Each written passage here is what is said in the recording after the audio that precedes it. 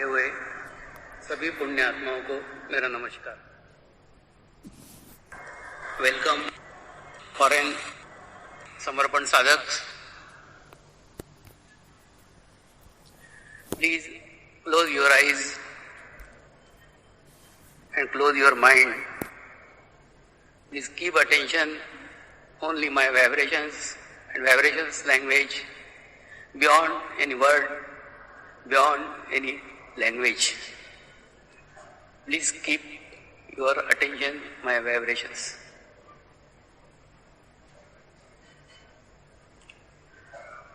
भारतीय संस्कृति में अतिथि देवो भव कहा गया है।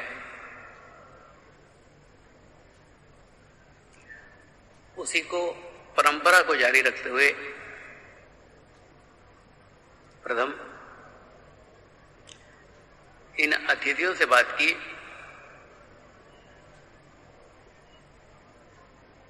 सत्य की खोज जर्मनी से शुरू हुई थी। सत्य की शुरुआत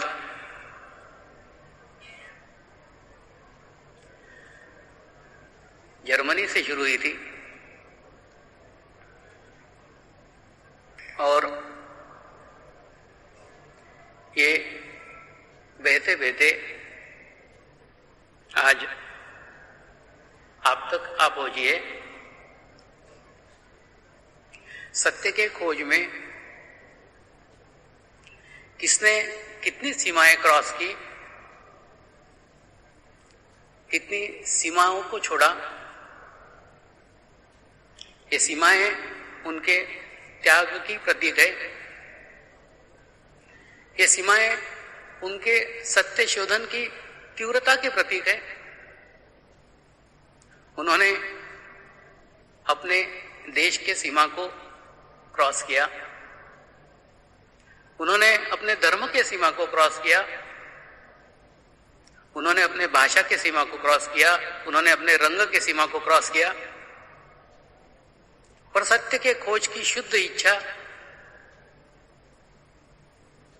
उन्हें इस नवसारी तक ले आई। जिन्होंने कभी भारत देखा ही नहीं था, लेकिन सत्य की खोज, सत्य की आकांक्षा उन्हें नवसारी तक ले आई। सत्य जानना इतना आवश्यक समझा गया। ये गुरु पूर्णिमा अपने मार्ग की,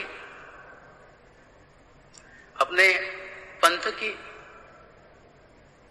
चौथी गुरु पूर्णिमा है। भारतीय संस्कृति में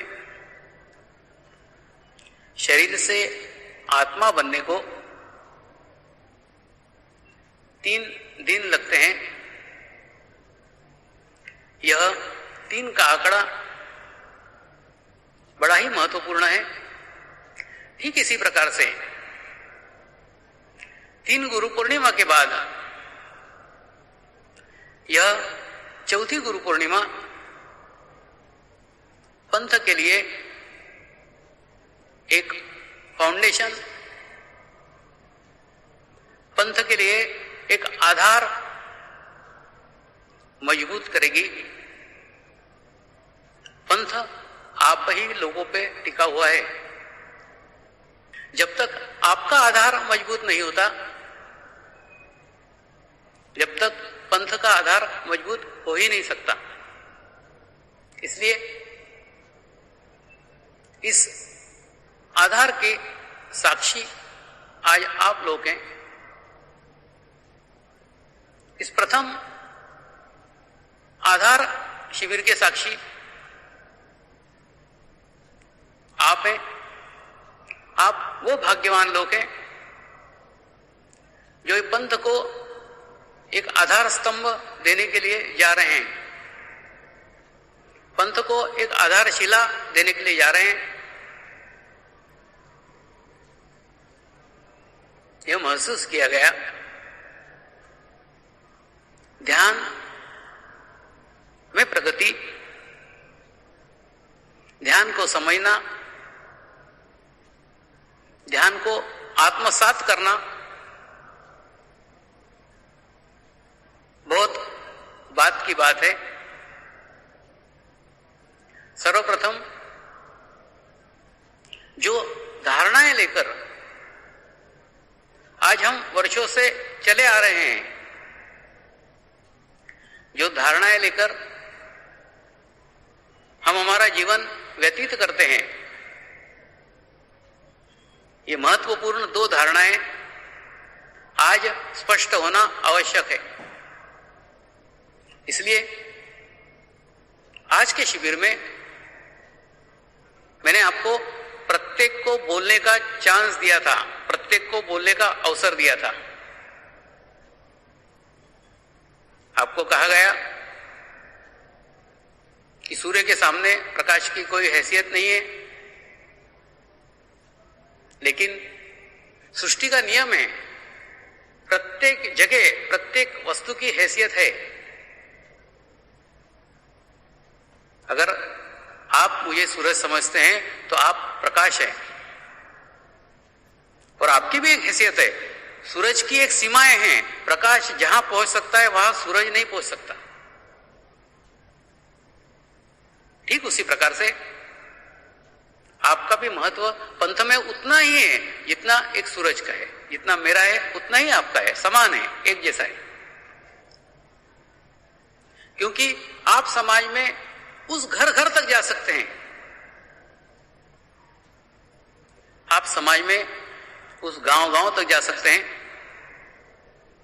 आप समाज में उस आत्मा तक जा सकते हैं जो इस आत्मा इसके लिए योग्य है। यह कार्य मैं नहीं कर सकता। इसलिए जिस प्रकार सूरज सब जगह नहीं जा सकता, उसकी एक सीमा है, ठीक उसी प्रकार से प्रकाश सीमाओं से परे है। प्रकाश सब जगह जा सकता है। इसलिए आप प्रकाशित हो, आपकी धारणाएं स्पष्ट हो। जो कुछ धारणाएं लेके आप चले थे, वो धारणाएं स्पष्ट होना आवश्यक है। सर्वप्रथम मनुष्य एक प्रयत्नशील प्राणी है और सदैव प्रयासरत रहता है, प्रयत्नशील रहता है। लेकिन जीवन में जब कभी विपदा आ जाए, जीवन में जब कभी असफलता आ जाए, जीवन में जब कभी लगे कि मेरे सारे प्रयत्न करने के बावजूद भी कुछ बाकी रह गया है, 99 मार्क्स तो आप ला सकते हैं प्रयत्न के द्वारा, एक मार्क जब तक नहीं मिलता, जब तक शतक पूर्ण नहीं होता। इस बात का एहसास जब आपको आपके जीवन में आता है, बस यहीं से महसूस होने लग जाता है कि कोई एक शक्ति है, जो शक्ति की आवश्यकता हमारे जीवन में है, और उस शक्ति के बिना ये सारे प्रयत्न बेकार हैं। इस प्रयत्नों को सफलता उस शक्ति के बिना संभव ही नहीं है।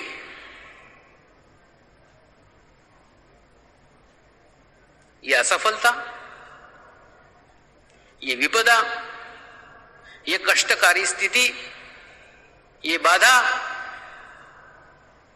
आपके जीवन में एक नवजीवन की ओर संकेत करती है।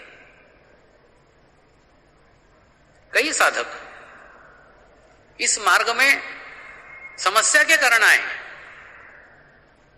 कई साधक इस मार्ग में बाधाओं के कारण आए, कई साधक इस मार्ग में बीमारियों के कारण आए, कई साधक अपने जीवन में असफलता के कारण आए। लेकिन ये सारी बुरी घटनाएं उन्हें ईश्वर की ओर ले गई।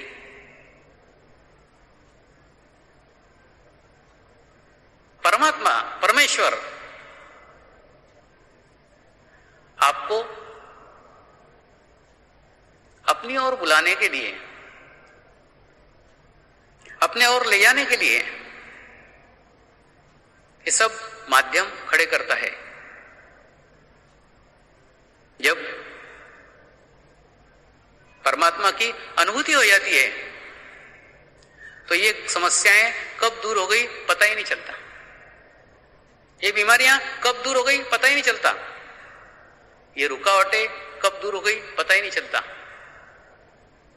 फिर ऐसा लगता ये घटनाएं मेरे जीवन में उपहार लेके आई है, ये घटना मेरे जीवन में नहीं आती तो शायद मैं ईश्वर की तरफ मुड़ता ही नहीं।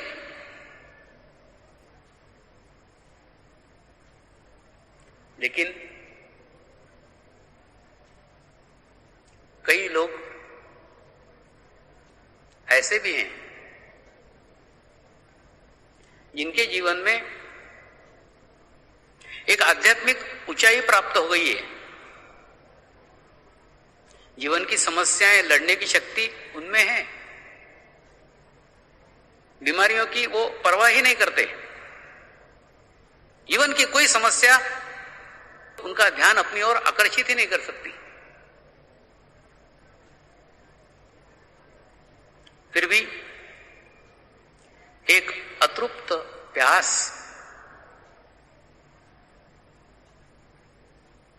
उनके भीतर है, उस परमात्मा को खोजने की, उस परमात्मा को जानने की।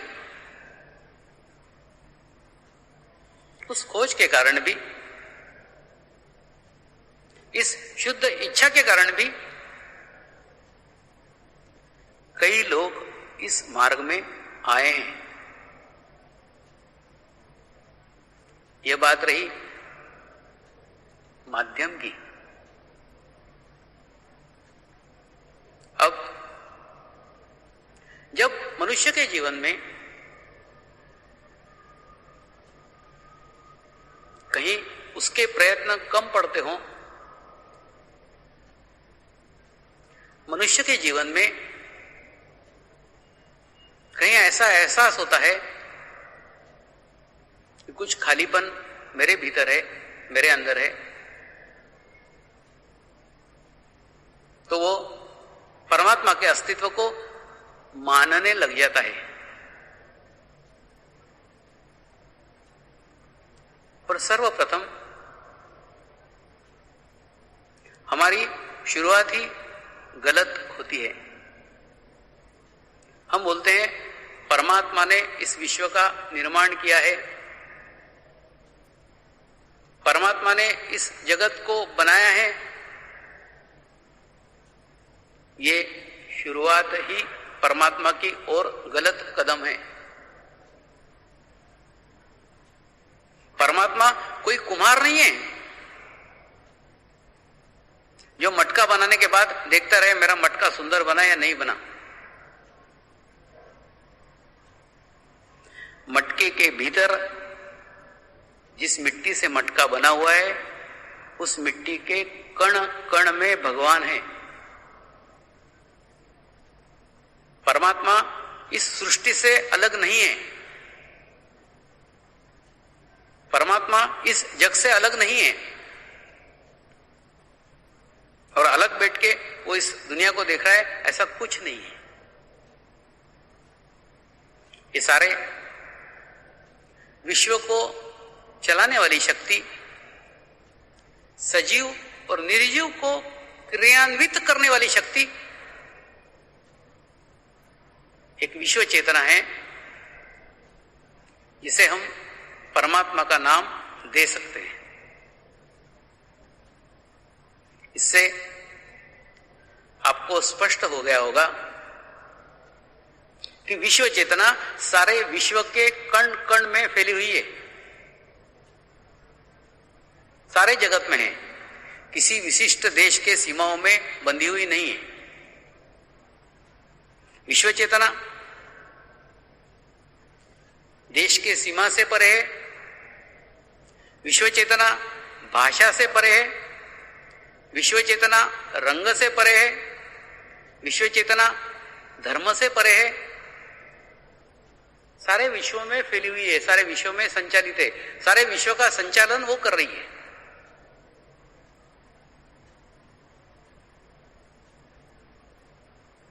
आप जब आपके जीवन में निराश हो जाते हैं, आपके जीवन में जब ऊब जाते हैं, जब आपको महसूस होता है कि आपकी ऊर्जा थोड़ी कम हो गई है, आपकी कार्य शक्ति थोड़ी कम हो गई है, उस कार्य शक्ति को बढ़ाने के लिए आप रिसोर्ट में जाते हैं,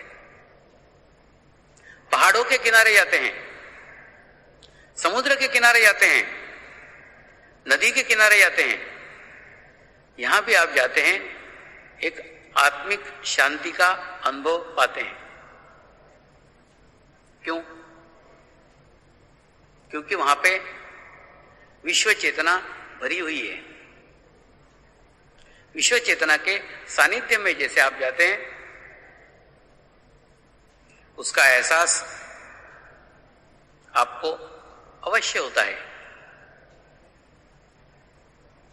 वहां जाके आपको आनंद की प्राप्ति होती है, शांति की प्राप्ति होती है,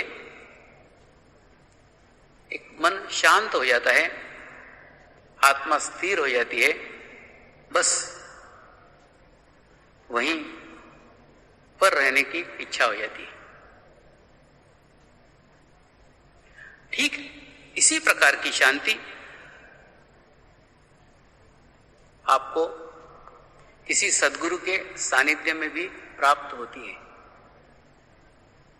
देखिए कैसा विरोधाभास है। पहाड़ निर्जीव है, नदी निर्जीव है, समुद्र निर्जीव है, और सद्गुरु सजीव है। लेकिन आत्मिक शांति चारों के पास समान रूप से अनुभव होती है। चारों के पास जाने मात्र से सुख की प्राप्ति होती है, आत्म शांति की प्राप्ति होती है। तो क्या कारण है कि हमको यह अनुभव होता है? कारण एक ही है। परमात्मा की शक्ति विश्व के कण कण में फैली हुई है, लेकिन जहां ये कण कण एकत्र हो जाते हैं, जहां कण का समूह हो जाता है, जहां कण की सामूहिकता हो जाती है, जहां कण की कलेक्टिविटी हो जाती है, उस सामूहिकता होने के कारण, वो कलेक्टिविटी होने के कारण वहां पे एक बहुत बड़ी ऊर्जा, एक बहुत बड़ी चेतना निर्माण हो जाती है।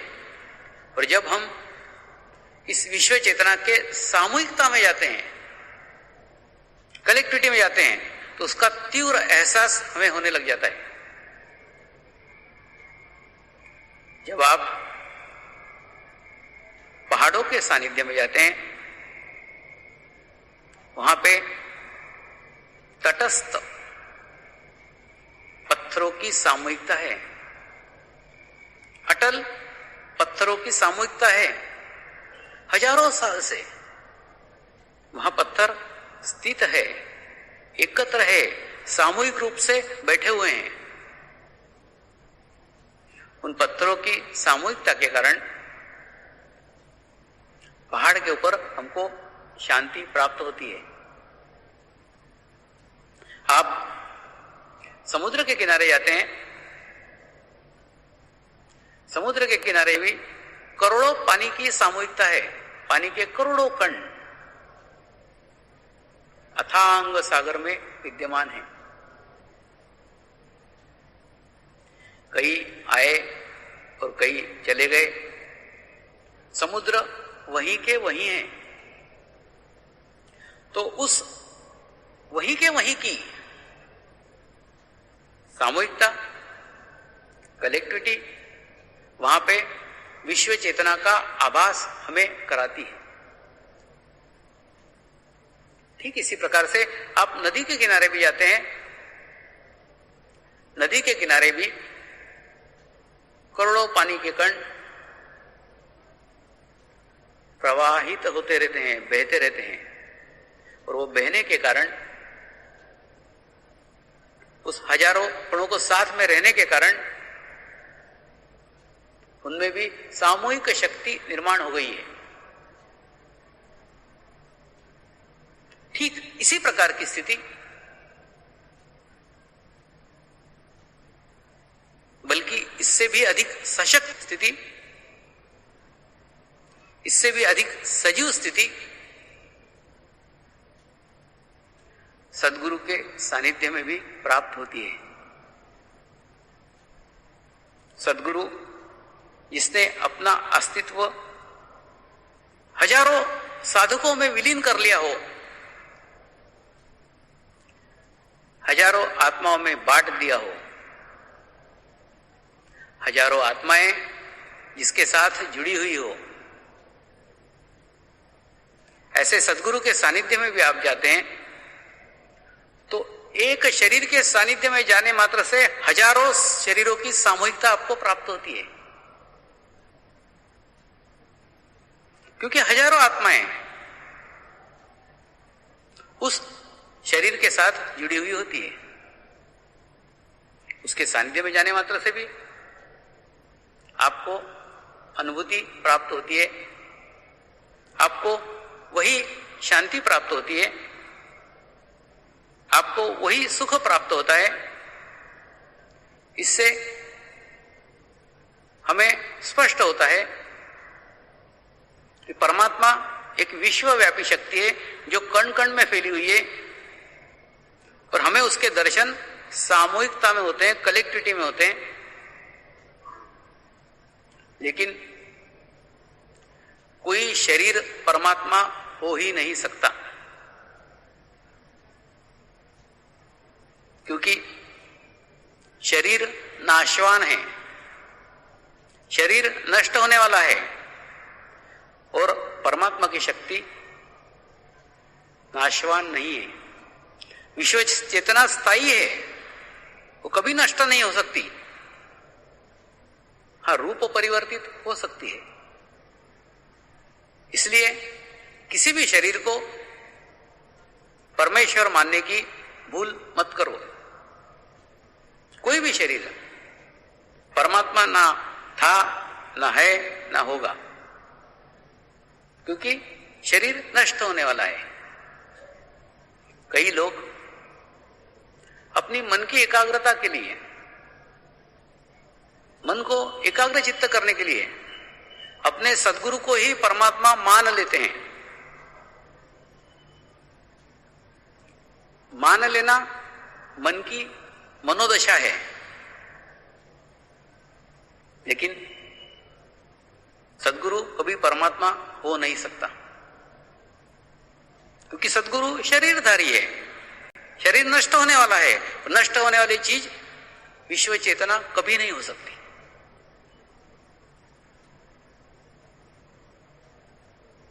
हाँ, वो बात अलग है। एक शरीर से विश्व चेतना बह सकती है। क्यों? क्योंकि वो शरीर होकर भी अस्तित्व विहीन है, निखालस है, खाली है। उसके माध्यम से विश्व चेतना बहेगी। पाइप कभी पानी हुआ है? कभी नहीं। पाइप है, पानी पानी है। इसलिए पाइप को पानी समझने की भूल मत करो। आपका चित्त पाइप पे कभी नहीं होना चाहिए,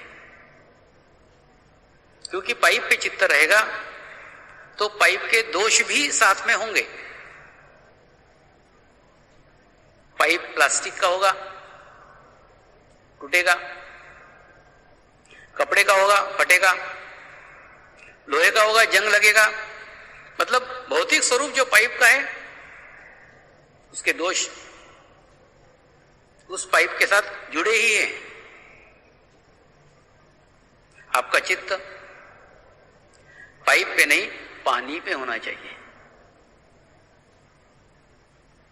ठीक उसी प्रकार से आपका चित्त सद्गुरु पे नहीं, सद्गुरु के भीतर से बहने वाली शक्तियों पे होना चाहिए।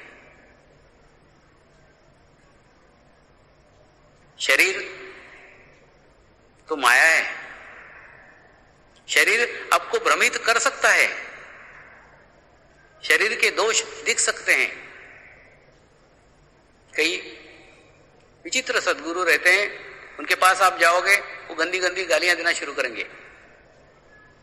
कोई सद्गुरु ऐसे हैं जिनके पास जाओगे वो पत्थर मारेंगे, यानी ये दोष देख के उनके पास कोई आएगा नहीं। आपका चित्त पाइप पे नहीं, पानी पे होना चाहिए। यानी हमारे परमात्मा की धारणा स्पष्ट हो जानी चाहिए। परमात्मा एकमात्र विश्व चेतना है और विश्व चेतना किसी सजीव माध्यम के द्वारा ही आपसे जुड़ सकती है। किसी सजीव माध्यम के द्वारा ही आप उस विश्व चेतना के साथ जुड़ सकते हो, उसकी अनुभव कर सकते हो, और अनुभव करने के बाद धीरे धीरे आप उसमें विलीन होते जाते हो, और विलीन हो जाने के बाद आपका अस्तित्व शून्य हो जाता है। और अस्तित्व शून्य हो जाने के बाद फिर बाहर भी विश्व चेतना है, भीतर भी विश्व चेतना है। आप विश्व चेतना में समाहित हो जाते हो। इस प्रकार से परमात्मा के बारे में आपकी धारणा स्पष्ट हो गई होगी। कई लोग जब परमात्मा की खोज में निकलते हैं तो पुराने संतों के चरित्र पढ़ते हैं, कई आध्यात्मिक पुस्तकें पढ़ते हैं और ज्ञान की प्राप्ति करते हैं। ज्ञान का और अनुभूति का बड़ा बेर है। जहां ज्ञान है वहां अनुभूति कभी नहीं आ सकती। ज्ञान को छोड़ना होगा। जहां बुद्धि का विलय होता है वहां परमात्मा प्रकट होता है। परमात्मा की अनुभूति वहीं से शुरू होती है। इसलिए पोथी पुराण ये हमारे लिए गाइड बन सकते हैं, हमारे लिए मार्गदर्शक बन सकते हैं, लेकिन परमात्मा को मिला नहीं सकते, परमात्मा की अनुभूति करा नहीं सकते, क्योंकि सारी पुस्तकें निर्जीव है। आप सजीव हैं, परमात्मा सजीव है, तो भला ये निर्जीव पुस्तकें सजीव परमात्मा से आपको कैसे मिलाएंगी? आपको रास्ता दिखाया जा सकता है, आपको मार्ग बताया जा सकता है, लेकिन परमात्मा मिल नहीं सकता, परमात्मा की अनुभूति कभी नहीं हो सकती। इसलिए इन पुस्तकों के परे कोई सजीव माध्यम आपके जीवन में आ जाए, आपको कोई सजीव माध्यम मिल जाए उस माध्यम के द्वारा आपको परमात्मा की अनुभूति हो सकती है। और अनुभूति होने के बाद आपकी सारी समस्याएं, आपके सारे प्रॉब्लम दूर करने के लिए आप स्वयं ही सशक्त हो जाते हैं। अब दूसरा विषय था धर्म। देखिए, धर्म के ऊपर बात करने के लिए, धर्म के विषय में विचार करने के लिए सर्वप्रथम हमको मानव जन्म की ओर जाना होगा। मानव जन्म के समय हम मानव शरीर धारण करते हैं। मानव जन्म के समय हमारे साथ शरीर होता है, आत्मा होती है और कुंडलिनी होती है। ये तीन वस्तुओं को लेकर मानव जन्म लेता है। तो आप समझ लीजिए कि आपका शरीर एक छोटा सा दिया है, कुंडलिनी आपके दिए का तेल है और आत्मा आपके दिए की बाती है।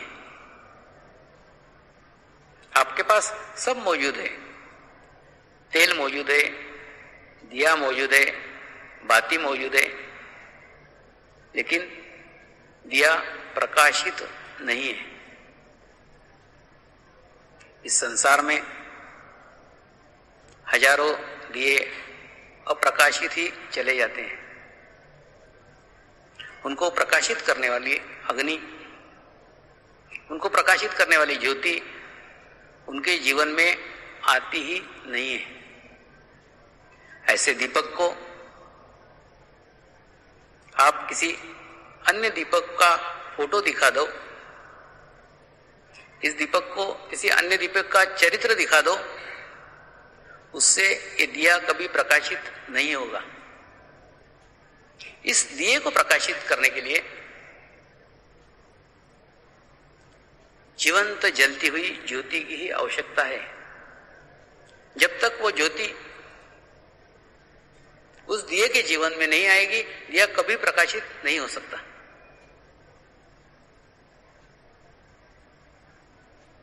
जिस घर में हमने जन्म लिया है वो घर मनुष्य का है। तो मनुष्य के घर में जन्म लेते ही हमारे साथ सर्वप्रथम जुड़ता है मनुष्य धर्म। अगर हम घोड़े के यहां पैदा होते तो घोड़े का धर्म दौड़ना हमारे साथ जुड़ जाता। कुत्ते के यहां पैदा होते तो कुत्ते का वफादारी का धर्म हमारे साथ जुड़ जाता। कुत्ते के पिल्ले को बताने नहीं बोलता कि मालिक के प्रति वफादार रहे, वो स्वयं जन्मजात वफादार रहता है। घोड़े के बच्चे को बताना नहीं पड़ता है कि तुझे तेज दौड़ने का है, वो जन्मजात दौड़ने का स्वभाव लेके पैदा होता है। हम घोड़े के घर पैदा नहीं हुए, हम कुत्ते के योनि में भी पैदा नहीं हुए, हम मानव योनि में पैदा हुए हैं। और जब मानव योनि में पैदा हुए तो सबसे पहले हमारे साथ जुड़ गया मनुष्य धर्म। मनुष्य का धर्म लेके हम पैदा हुए हैं।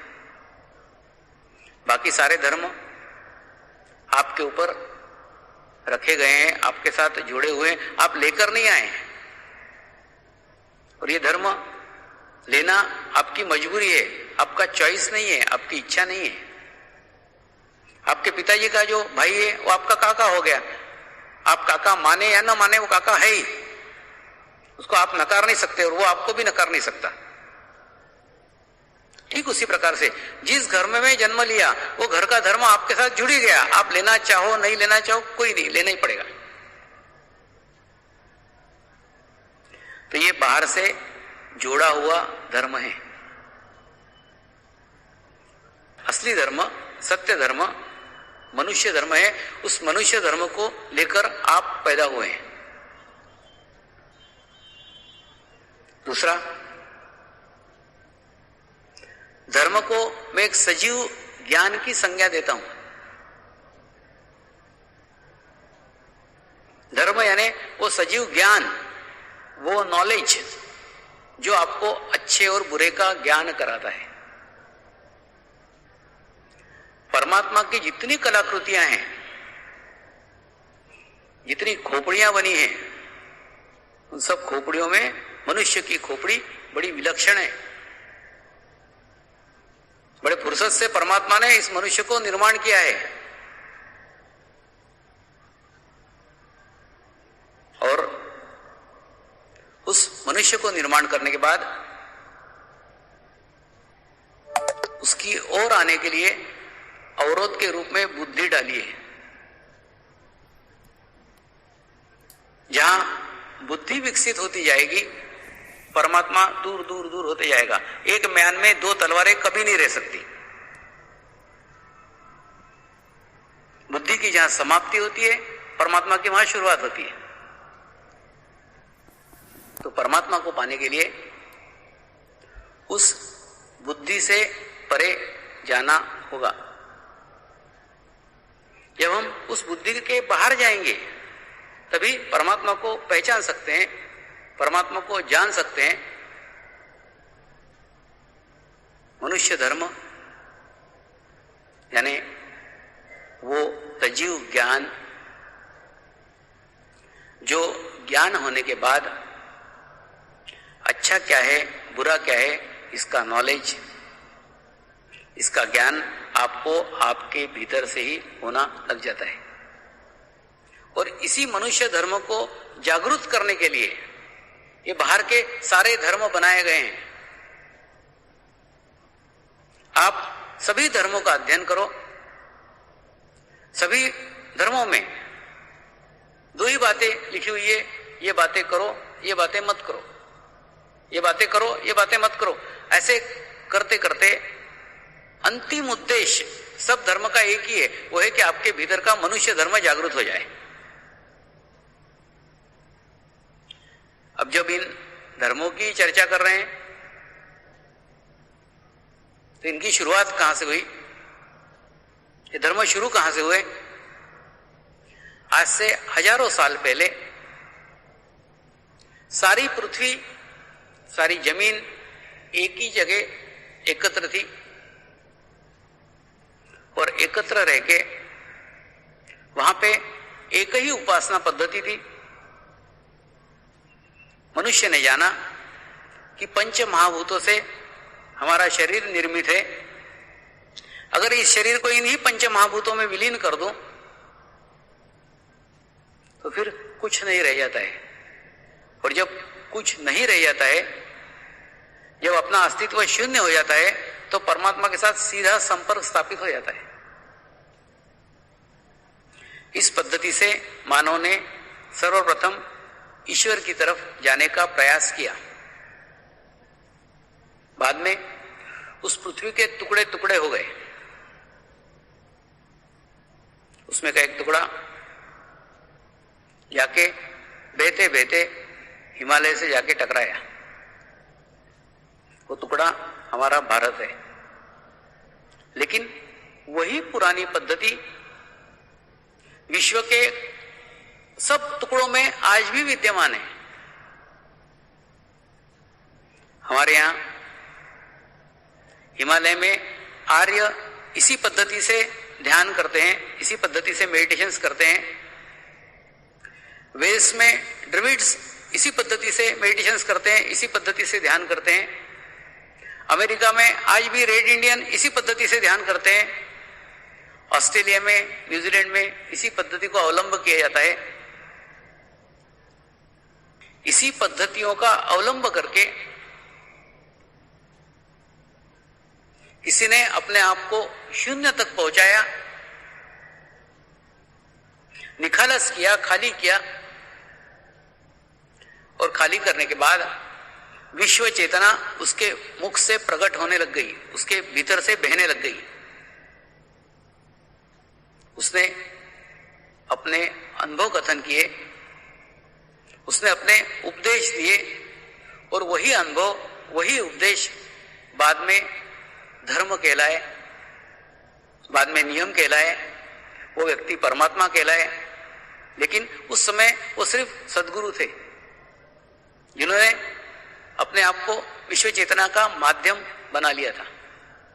इस प्रकार अलग अलग धर्मों की स्थापना हुई, और अलग अलग धर्मों की स्थापना होने के बाद सबका उद्देश्य एक ही था, भीतर के मनुष्य धर्म की जागृति करना। और मनुष्य धर्म की जागृति के बाद निर्माण होता है प्रेम। तो मनुष्य को मनुष्य से अलग करे, ये कोई धर्म ही नहीं है, किसी धर्म में ये बताया नहीं है। लेकिन आज ये सारे धर्म पुस्तकों में सिमट कर रह गए। फिर जिसने जैसा चाहा उसकी व्याख्या की, जैसा चाहा अपने स्वार्थ के लिए उसका इस्तेमाल किया, उसका उपयोग किया। आप कल्पना कीजिए एक ऐसे विश्व की, इस विश्व में परमेश्वर का स्वरूप विश्व चेतना जैसा हो, और धर्म मनुष्य धर्म हो, मनुष्य धर्म जागृति के लिए हो, तो विश्व के कई विवाद, कई समस्याएं हल हो जाएगी, और विश्व में आनंद ही आनंद रहेगा। आप किस धर्म में जन्म लिए ये आपके हाथ में नहीं था। आपको उस घर में आना पड़ा, आने के बाद में उस घर का धर्म आपके साथ जुड़ गया, आप उस धर्म के व्यक्ति कहलाए। ये सब बातें घटित हो गई, इसमें आपका कोई रोल नहीं था, आपकी कोई इच्छा नहीं थी। तो ये धर्म आज ईश्वर की खोज में आपके लिए साधक भी बन सकता है और आपके लिए बाधक भी बन सकता है। अपने धर्म को आप जैसा इस्तेमाल कर सकते हैं। आप कल्पना कीजिए एक बहुत बड़े मकान की, जिस मकान को जाने के लिए अलग अलग सीढ़ियां बनी हुई है। सब सीढ़ियों से उस मकान तक पहुंचा जा सकता है। आप सीढ़ी पर से चढ़कर मकान तक पहुंच गए तो आप मकान में पहुंचे हुए कहलाएंगे। ठीक उसी प्रकार से मकान परमात्मा है, सीढ़ी आपका धर्म है। लेकिन अगर आप आपके ही सीढ़ी पे बैठे रहे, आप आपके ही धर्मों में बैठे रहे और आप कहें मैंने परमात्मा को पा लिया, तो ये आपके मार्ग का बाधक है। आप सीढ़ी पे पहुंचे हैं, सीढ़ी पे पहुंचा हुआ व्यक्ति मकान में पहुंचा हुआ नहीं कहलाता। वो सीढ़ी पे बैठ के ही खुश होता है कि मैंने परमात्मा को पा लिया। और अगर इस सीढ़ी को चढ़ने के लिए आपने इस्तेमाल किया तो आप मकान तक पहुंच सकते हैं। मतलब आपको आपके धर्म के सीढ़ी के ऊपर चढ़ना होगा। जब आप ऊपर चढ़ेंगे तभी परमात्मा की अनुभूति, परमेश्वर की प्राप्ति, विश्व चेतना से एक रूपता आपको प्राप्त हो सकती है। लेकिन सीढ़ी को छोड़ना होगा, आपके धर्म के ऊपर आपको उठना होगा। अगर नहीं उठेंगे नहीं मिलेगा। आपके हाथ में है कि आप जिस धर्म में पैदा हुए हैं उस धर्म को बाधक के रूप में लें या साधक के रूप में लें, आप दोनों ही उसका उपयोग कर सकते हैं। इसलिए उस धर्म को आप सीढ़ी समझिए और परमेश्वर को आप मकान समझिए, तो आप मकान तक पहुंच सकते हैं। तो धर्म यानी वो सजीव ज्ञान जो पुस्तकों से प्राप्त नहीं हो सकता है। वो ज्ञान कोई विद्वान व्यक्ति दे नहीं सकता है, क्योंकि जो विद्वान है उसने पुस्तकें पढ़ी है, और जहां पुस्तकें पढ़ी है वहां बुद्धि आई, बुद्धि आई तो अहंकार आया, अहंकार आया तो अनुभूति गई। ये सीधा हिसाब किताब है। आपको कोई अनपढ़ निपट गवार ढूंढना होगा जिसने कोई पुस्तकों का ज्ञान प्राप्त ही न किया हो, जो पुस्तकों की भाषा जानता ही ना हो, जिसने सजीव ज्ञान सजीव माध्यम से प्राप्त किया हो, सजीव माध्यम में संजोया हो और सजीव माध्यम से दे रहा हो, तो सजीव ज्ञान ही धर्म है। वो सजीव ज्ञान प्राप्त होने के बाद क्या करना चाहिए, क्या नहीं करना चाहिए, क्या होना चाहिए, क्या नहीं होना चाहिए, इसका समस्त ज्ञान आपको आपके भीतर से ही होना शुरू हो जाएगा। लेकिन उसके लिए आवश्यक है वो सजीव ज्ञान, वो जीवंत ज्ञान जो पुस्तकों से प्राप्त नहीं हो सकता है। पुस्तकें आपको मार्गदर्शन कर सकती है, जिस प्रकार से आपको एक गाय का चित्र, गाय का स्वरूप बता सकता है, लेकिन गाय का दूध पीने को नहीं देगा। अगर गाय का दूध पीना है तो आपको उस पुस्तक की गाय से काम न चलेगा, आपको उस गाय के पास जाना होगा जो दूध दे सकेगी, अन्यथा पुस्तक की गाय आपको स्वरूप बता सकती है, अनुभूति नहीं। इस प्रकार से धर्म यानी वो सजीव ज्ञान जो प्राप्त होने के बाद में आपको आपका धर्म भी समझ में आ जाएगा, आपको दूसरे के धर्म भी समझ में आ जाएंगे, क्योंकि सभी धर्मों में एक ही बात कही है, ये करना चाहिए नहीं करना चाहिए, वो सब बातें, सब नॉलेज आपको आपके भीतर से प्राप्त होगा। यानी परमात्मा यानी विश्वव्यापी शक्ति जो विश्व के कण कण में फैली हुई है, और धर्म यानी एक सजीव ज्ञान, जो ज्ञान हमको किसी सजीव माध्यम से ही मिल सकता है। ये दो धारणाएं अपने आप मन में स्पष्ट कर लो तो आपको आगे का रास्ता स्पष्ट और साफ दिखाई देगा और आपकी आध्यात्मिक उन्नति होगी। नमस्कार।